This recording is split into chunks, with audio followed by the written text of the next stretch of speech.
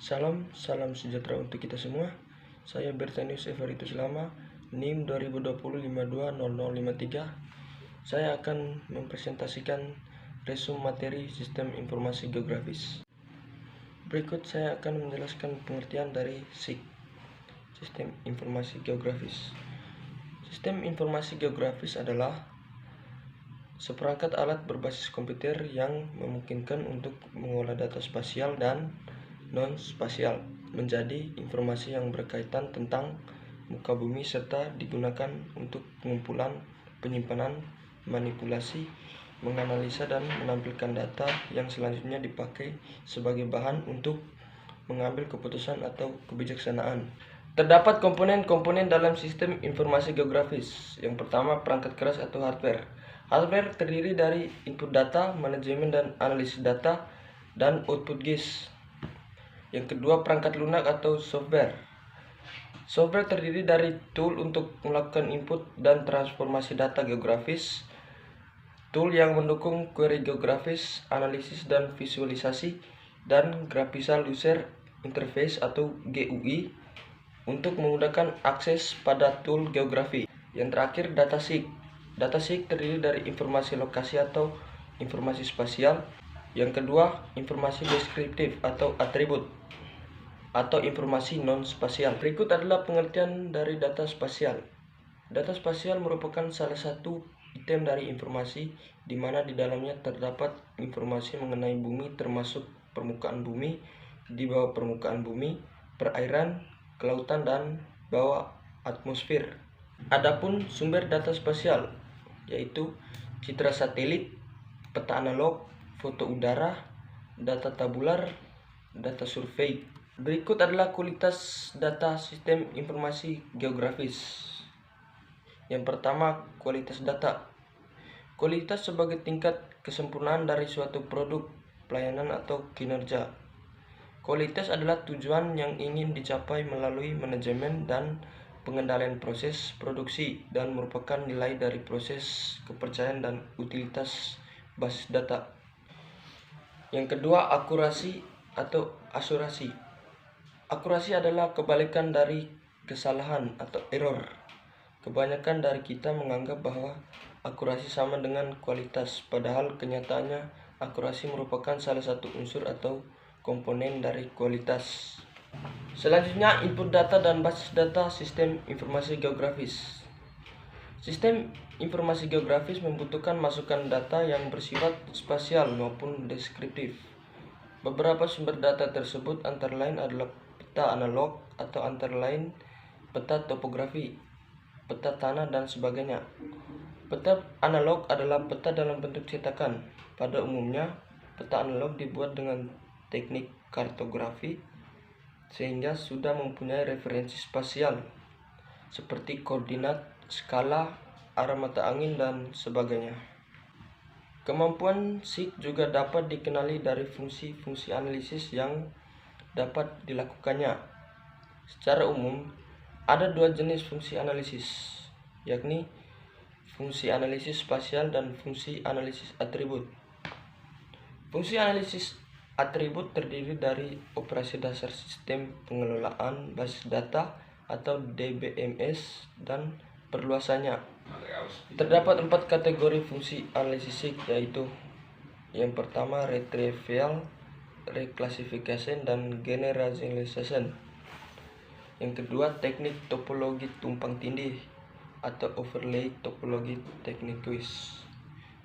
Yang ketiga operasi neighborhood.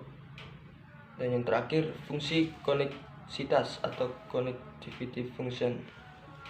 Selanjutnya, pengembangan sistem informasi geografis. Pengembangan sistem informasi geografis memerlukan biaya dan waktu yang cukup besar.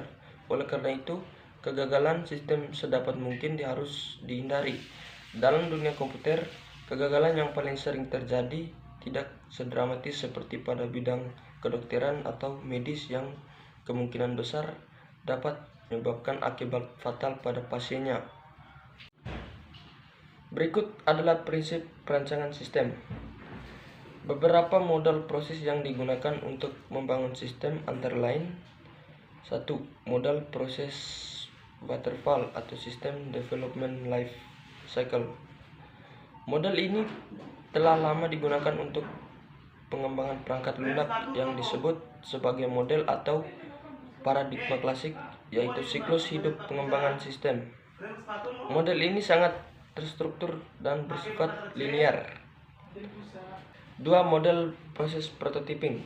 Prototyping adalah model pengembangan sistem perangkat lunak yang melibatkan proses-proses pembentukan model atau versi perangkat lunak secara iteratif.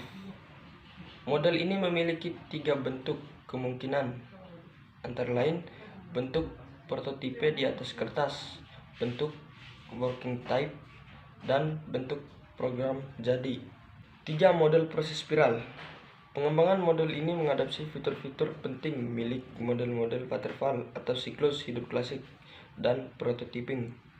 Model ini memiliki fitur penting yang tidak dimiliki oleh model-model lain yang diadopsinya, yaitu analisis risiko atau risk analysis.